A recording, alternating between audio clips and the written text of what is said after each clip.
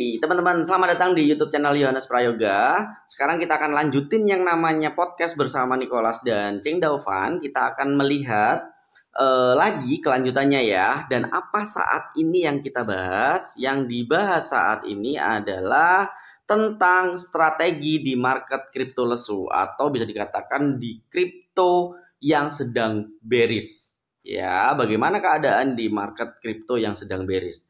Apa tanggapan dari P Network atau core team itu sendiri? Yuk kita tonton bersama-sama.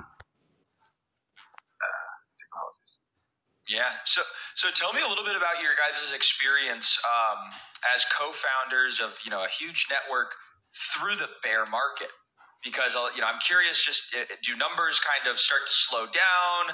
Does work morale at the office kind of go down, or what's your guys' experience as a bear market builder? Well, I mean, from my perspective. Oke.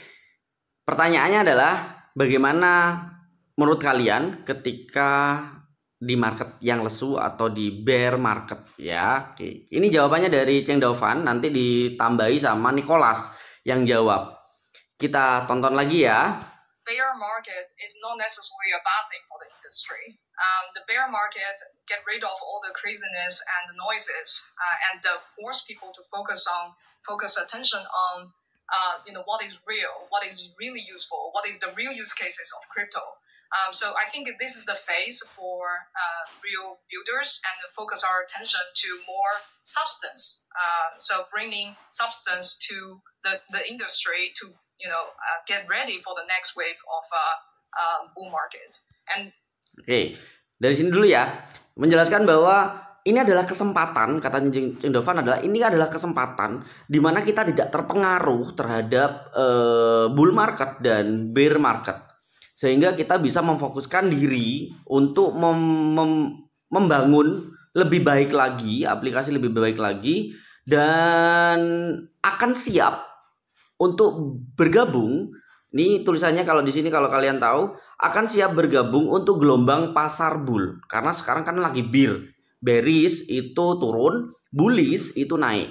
Nah, sekarang sekarang sedang bearish atau market lesu. Nah, P Network itu sedang membangun agar nanti siap ketika di gelombang bull, ya, bullish, ya, bisa dikatakan gelombang bullish.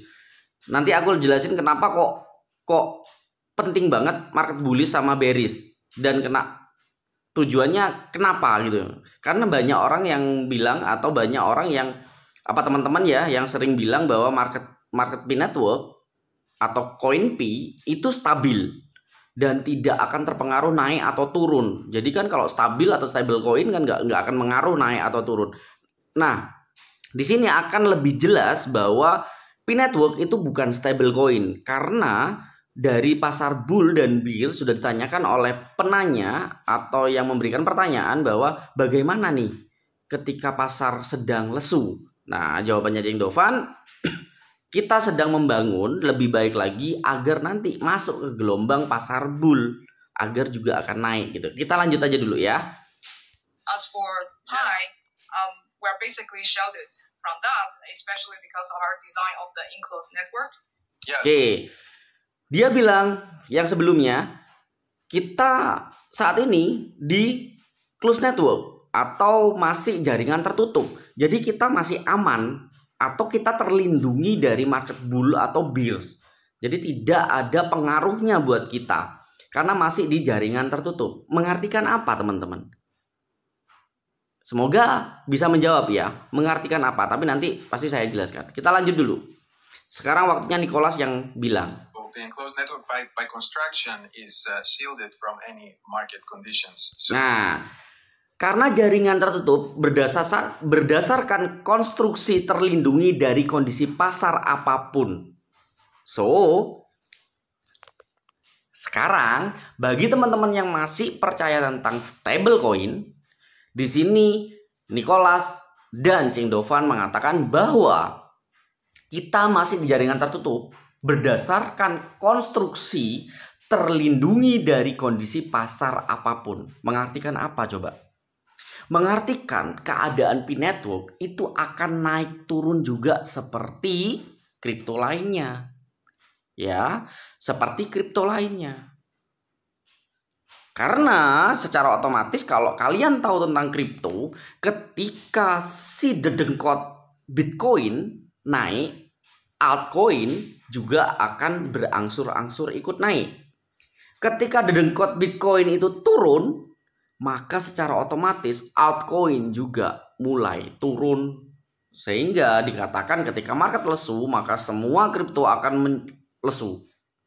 Tapi ketika market Bitcoin itu naik atau bullish, kebanyakan altcoin juga ikutan naik.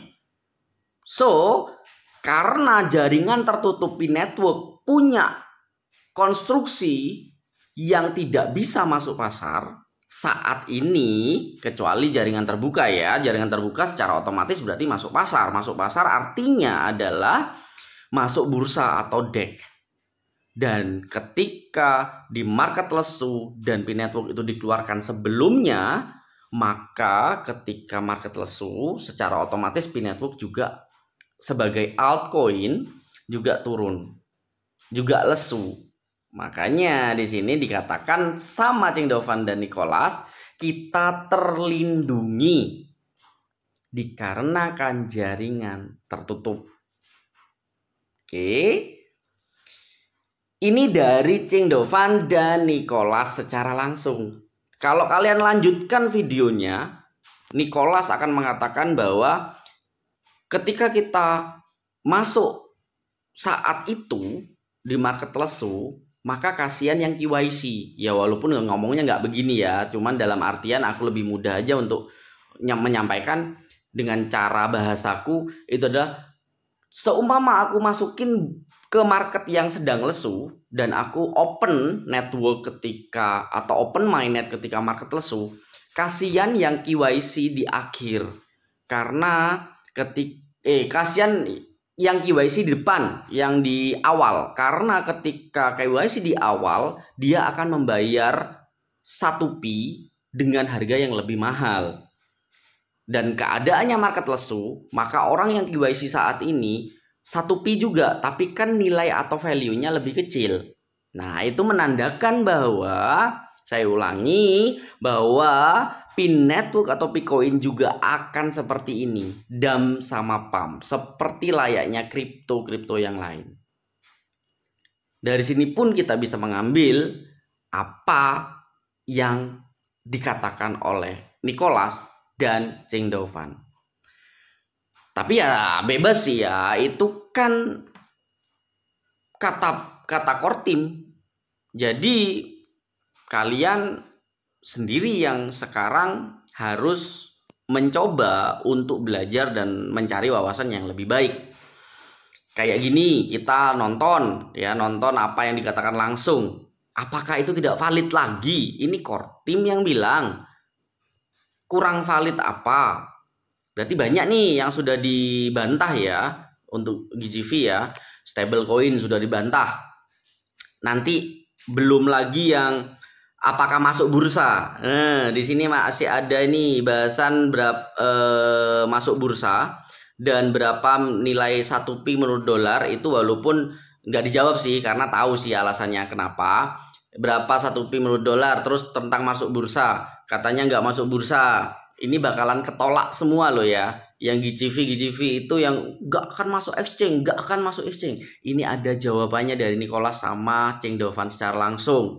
Terus mana lagi ya? Nah, tujuan lengkap P-Network itu juga nanti akan beberapa akan bukan menolak tapi membantah. Isinya akan membantah secara GGV, walaupun nggak langsung bilang GGV, tapi akan membantah yang digembor-gemborkan GGV. Terus yang terakhir ini yang paling seru, kenapa menggunakan nama P? Sorry ding, ini ding tujuan lengkap P-Network sama kenapa menggunakan nama P. Itu seru. Ya paling seru sih tujuan lengkap P-Network sih. Nanti ada pesaing dari P-Network itu siapa? Itu ada di situ. Pesaing dari P-Network itu siapa? Ada di situ ya di menit 21.30 dan nyambung dengan yang sebenarnya P-Network dibuat karena apa. Asli, Itu seru. Jadi kita tunggu aja step by step ya, step by step. Semoga bisa dipahami dari yang barusan sudah kita tonton. Karena itu kalau masih belum dipahami juga, ya sudahlah, nggak apa-apa. Ya, nanti akan begini juga kok. Pin network itu akan naik turun. Ada candlenya, ada trennya, ada candlestick dan segala macam.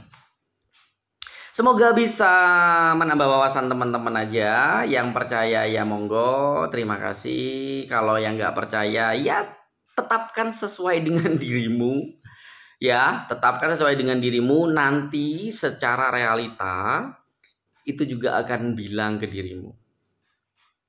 Itu aja sih pesanku. Terus ya satu lagi pesannya lagi ya. Yang masih maksa tentang di white paper, bacalah white paper dengan jelas biar kamu tahu bahwa pin network itu nggak seperti apa yang kamu sampaikan gitu ya ke saya nih. Tak balik nih, bacaan white paper juga kenapa ada liquidity pool dan artikan liquidity pool, cari tahu liquidity pool, pelajari liquidity pool. Ketika kalian tahu tentang liquidity pool dan belajar tentang liquidity pool, pikiran kalian tentang GCV bakalan hilang. Nggak mungkin nggak berguna dong di white paper. Kenapa kok ada liquidity pool? Nggak mungkin dong. Katanya suruh baca white paper. Anda baca atau ngerti atau paham seperti apa atau sekedar baca? Ya, silahkan baca white paper dan cari arti liquidity pool dan cari juga di Google, YouTube liquidity pool itu fungsinya buat apa? Ketika kalian tahu fungsinya buat apa, GCV di otak kalian bakalan hilang, asli bakalan hilang. Ya, setelah itu bagi kalian yang masih maksa juga, oke, kita sama-sama tunjukin data. Kalau kalian mau, aku buatin grup Telegram. Kita bisa live call di sana, ya. Kan bisa juga itu share screen. Kita tunjukin data yang menurutmu kalian pahami dan menjadi bukti GCV secara valid, resmi, pin network, ya. Habis itu kita sama-sama sharing, bukan nantang, tapi kalau memang kalian bilang kamu nggak paham, padahal seperti ini, lo datanya ada, oke, kalau datanya ada, tunjukkan ke saya dengan live, saya rekam. Mau? Kalau mau, saya buatin Telegram, channel Telegram.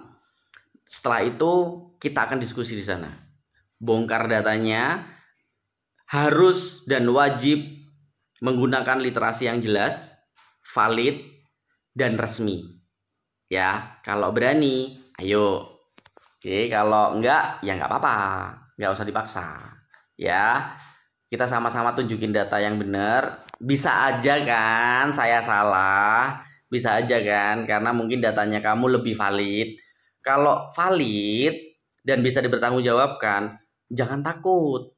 Karena datanya kan jelas. Kalau kalian takut ya berarti tanda tanya buatku. Kalau takut, datanya nggak jelas, bukan core team, ya wajar kalau nggak mau. Kalau mau, oke, yuk kita zoom. Bareng-bareng kita diskusi nih. Bareng-bareng kita diskusi. Oke, diskusi sehat ya, diskusi sehat, tenang. Aku nggak mau cari musuh. Diskusi sehat saja. Tunjukin data, ya. Itu aja. Kita akan lanjutkan ke berapa 1 pi menurut dolar dan tentang masuk bursa. Jadi dua poin itu kita akan gabungin berikutnya. Oke. Kalau begitu terima kasih banyak. Salam petir dan semoga waras. Kita belajar bareng-bareng. Yuk, gas. Terima kasih. Bye-bye.